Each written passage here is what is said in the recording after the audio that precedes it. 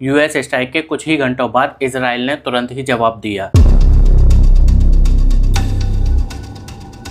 Missile attack तेल अवीव और Haifa जैसे इजरायली शहरों पर किया गया, जिसमें कम से कम 86 लोग घायल हुए। 22 जून की सुबह यूनाइटेड स्टेट ने ईरान की न्यूक्लियर फैसिलिटीज फोर्डो, नतांज और इस्फहान पर सरप्राइज अटैक लॉन्च किया। ये ऑपरेशन B-2 स्टील्थ बॉम्बर से किया गया, जो extremely heavy bunker buster bomb लेकर उड़ा। वहीं सबमरीन ने टोमाहॉक मिसाइल फायर किए। Total 6 bunker buster missile Fordow पर और approx 30 Tomahawk missiles other sites पर फायर किए। वहीं ट्रंप ने कहा कि अगर ईरान शांत नहीं बैठेगा तो इससे ज्यादा अटैक और हो सकते हैं। डिफेंस ऑफिशियल्स ने कंफर्म किया है फोर्डो, जो कि न्यूक्लियर साइट पहाड़ के काफी ज्यादा नीचे तक है, उसको काफी ज्यादा डैमेज पहुंचा है।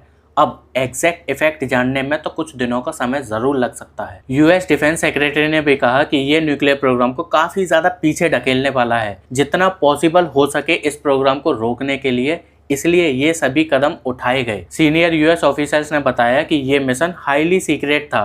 बहुत से लोगों को तो चलने के टाइम ही पता चला और इस स्ट्राइक के बाद एयरक्राफ्ट्स को उनके बेसिस पर लाकर खड़ा कर दिया गया। पर यह स्टोरी यही नहीं रुकती। इस अटैक ने ग्लोबल रिएक्शन की सुनामी अनलीश कर दी।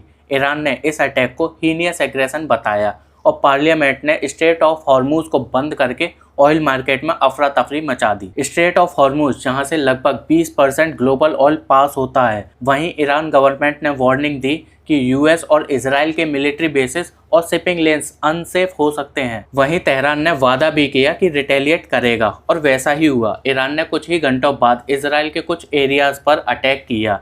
लगभग 30 मिसाइल्स फायर किए गए, जिनमें से कुछ को तो इंटरसेप्ट कर दिया गया, बट कुछ मिसाइल्स के थ्रू इजराइल को काफी ज्यादा नुकसान पहुंचा। IAEA ने कंफर्म किया कि न्यूक्लियर साइट पर रेडिएशन लेवल सेफ है, किसी भी कंटेमिनेशन का साइन नहीं मिला। वहीं इस स्ट्राइक के बाद ईरान ने बताया कि जितना भी न्यूक्लियर मटेरियल था उसे पहले ही शिफ्ट कर दिया गया था किसी सेफ जगह पर। इस स्ट्राइक के बाद ग्लोबल लीडर्स का मिक्स्ड रिएक्शन देखने को मिला।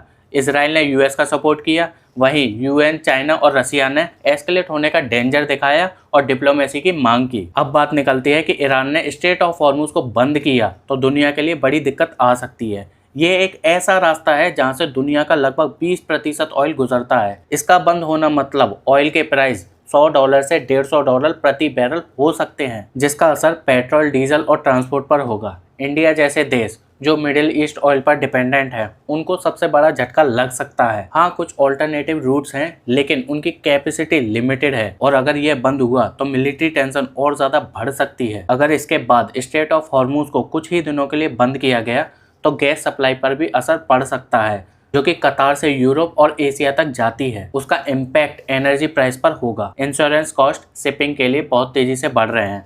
हल एंड मशीनरी के 60% से ज़्यादा ऑलरेडी बढ़ चुके हैं। कुछ एक्सपर्ट्स का मानना है कि इसको लॉन्ग टर्म के लिए बंद नहीं किया जा सकता। हो सकता है कि कुछ ही दिनों के लिए बंद किया जाए, क्योंकि ईरान भी अपने ऑयल का नुकसान नहीं चाहेगा और ऊपर से समझौते का प्रेशर बनेगा। मगर तब तक ग्लोबल इन्फ्लेशन और कमोडिटी सप्लाई चेन में काफी बड़ा नुकसान हो चुका होगा। आपको क्या लगता है कि ये स्ट्राइक ईरान के न्यूक्लियर एम्बिशन को रोक पाएगा या फिर ये एक शुरुआत है बड़ी कॉन्फ्लिक्ट की? कमेंट करके जरूर बताएं।